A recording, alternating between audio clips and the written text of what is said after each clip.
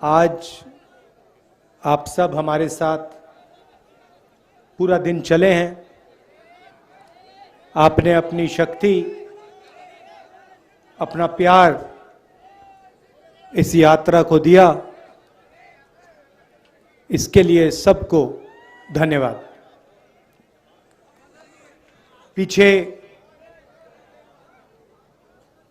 कृष्ण कुमार पांडे जी की फोटो है। उन्होंने यात्रा को अपनी जान दी और ये कांग्रेस पार्टी और हम कभी नहीं भूल पाएंगे।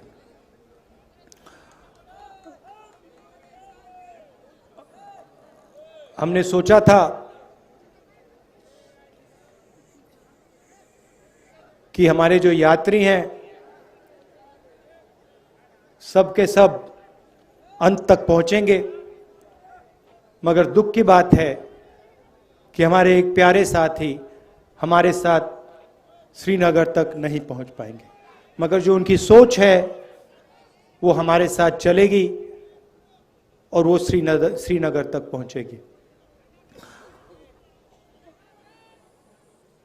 आपको याद होगा कुछ साल पहले इसी दिन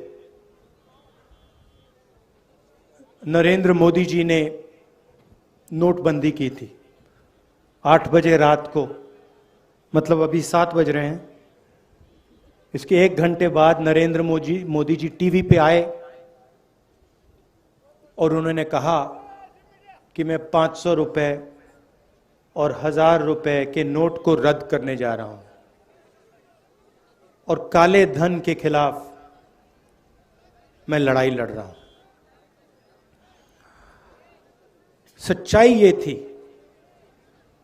कि नोटबंदी काले धन को मिटाने के लिए नहीं की गई। नोटबंदी जो हमारे छोटे व्यापारी हैं, स्मॉल और मीडियम बिजनेस चलाने वाले लोग हैं, जो हमारे किसान हैं, उन पर आक्रमण था और उसका नतीजा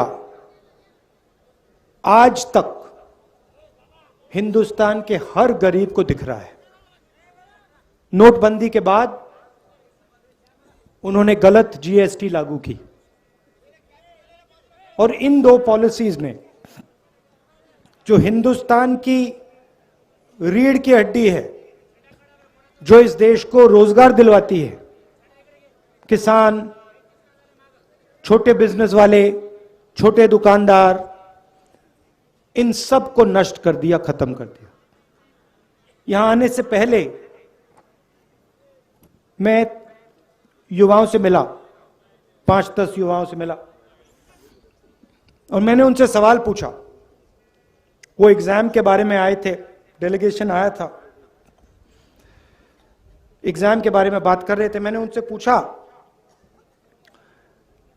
कि आपको क्या लगता है आज के हिंदुस्तान में,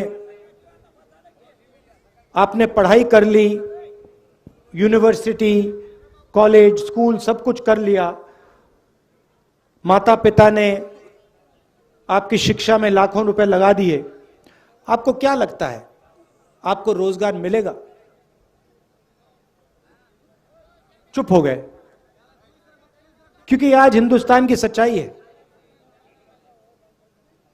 हमारे देश में आज युवा पढ़ सकता है, स्कूल जा सकता है, कॉलेज जा सकता है, मगर रोजगार उसे नहीं मिल सकता। स्टूडेंट्स इंजीनियरिंग पढ़ते हैं, सालों लगा देते हैं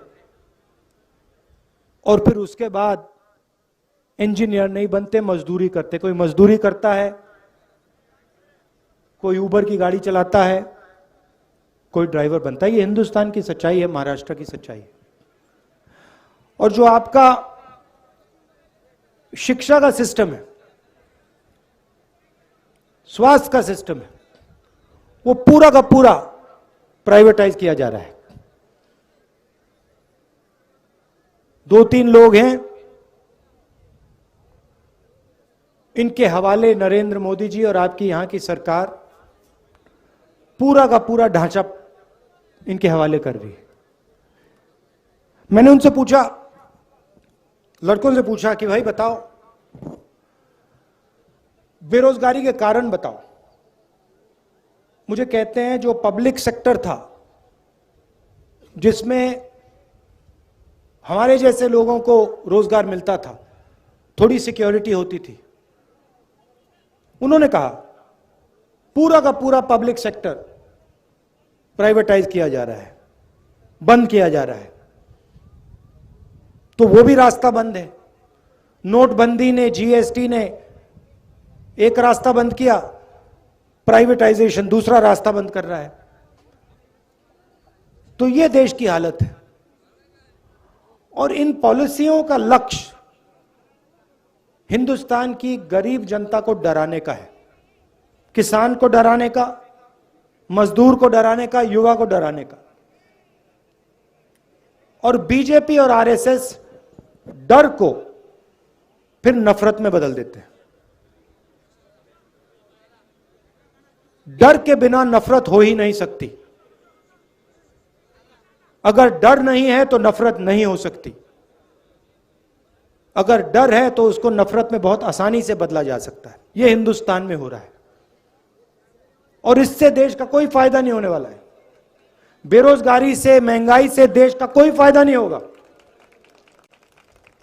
नफरत से देश का कोई फायदा नहीं होने वाला। और यह इस देश का इतिहास ही नहीं है। यह भाईचारे का देश है, एकता का देश है, इज्जत का देश है। इसीलिए हमने भारत जोड़ो यात्रा शुरू की। 3600 किलोमीटर की यात्रा है।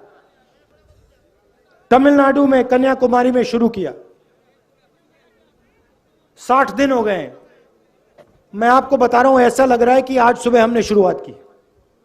अजीब सी बात है।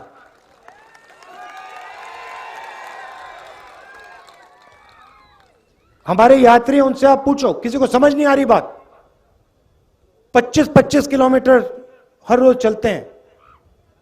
60 दिन से चल रहे हैं। अभी मैं भाषण दे रहा हूं, ऐसा लग रहा है कि 15 मिनट पहले मैंने शुरू किया है। ये हो क्या रहा है?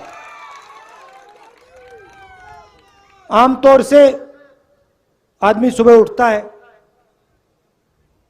थकान नहीं होती, दिन भर काम करता है, शाम को थकान होती है ना? यहां अजीब सी बात है। यहां हम सुबह उठते हैं, थकान नहीं होती, 25 किलोमीटर चलते हैं, 25 किलोमीटर चलने के बाद थकान नहीं होती। मैंने सोचा ये हो क्या रहा है? जवाब बताऊं आपको। हम अपनी शक्ति का प्रयोग नहीं कर रहे। राहुल गांधी अपनी शक्ति का प्रयोग नहीं कर रहा। ये जो यात्री हैं, ये अपनी शक्ति का प्रयोग नहीं कर रहे हैं। हम सब आपकी शक्ति का प्रयोग कर रहे हैं। आप हमें पीछे से धकेल रहे हो। आपका प्यार हमें पीछे से धकेल रहा है। और ये आपका जो प्यार है, ये हमें श्रीनगर तक पहुंचाएगा। और वहां देखना, वहां मेरा भाषण देख लेना। वहां भी मैं यही कहूंगा कि मुझे समझ नहीं आया, 130-140 दिन हो गए, रोज 7-8 घंटे चले हैं, 25-30 किलोमीटर चलने, मगर थकान नहीं आ रही। क्योंकि आपकी आवाज है, आपका प्रेम है, और हम आपकी आवाज सुनने आए हैं। मैं यहां लंबा भाषण नहीं देना चाहता हूं। राजनेता आते हैं, 2 घंटे का भाषण करते हैं, कोई जरूरत नहीं है। हम यहां आए हैं 7 घंटे चलें, सुबह से शाम हम आपसे बात कर रहे हैं, किसानों से, युवाओं से।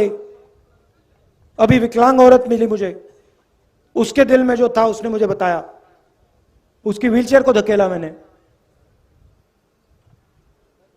हम आपकी बात सुनने आए हैं क्योंकि हम जानते हैं आप सब कुछ समझते हो। खेती के बारे में सीखना हो, किसी ब्यूरोक्रेट की जरूरत नहीं होती है। खेती के बारे में सीखना हो तो किसान के साथ बैठ जाओ, 15 मिनट में वो आपको समझा देगा जो समझना है। वो क्या कह रहा है? कह रहा है कि हमारा कर्जा माफ नहीं होता। हिंदुस्तान के अरबपतियों का कर्जा 2 मिनट में माफ हो जाता है, हमारा नहीं होता। हमने क्या गलती की? हमने कौन सी गलती कर दी? वो बता रहा है, कहता हमें एमएसपी नहीं मिलती।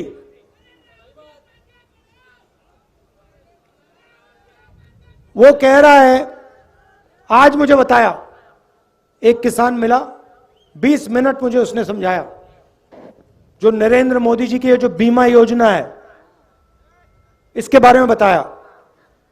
कहता है कि हम पैसा डालते हैं, सरकार पैसा डालती है और सीधा का सीधा पैसा हिंदुस्तान के 2-3 सबसे बड़े अरबपतियों के जेब में जाता है। हमारा खेत बर्बाद होता है, आंधी आती है, तूफान आता है, हमारा खेत बर्बाद हो जाता है, तो ना हमें इंश्योरेंस कंपनी का फोन नंबर मिलता है, ना ऑफिस मिलता है, ना पैसा मिलता है। तो अगर किसानों से बात की 15 मिनट में, 20 मिनट में, वो समझा देंगे क्या हो रहा है। छोटे दुकानदार से बात करो, वो बता देगा नरेंद्र मोदी जी ने काले धन के खिलाफ लड़ाई लड़ी या छोटे बिजनेस वालों की हत्या कर दी, खत्म कर दिया, वो बता देगा 2 मिनट में। युवाओं से पूछो, वो कहेगा, युवा कहेगा कि भैया मुझे रोजगार नहीं मिल सकता, कुछ भी हो जाए, मैं जानता हूं मैं इंजीनियर नहीं बन सकता। यह देश की सच्चाई है और इसको बदलना है।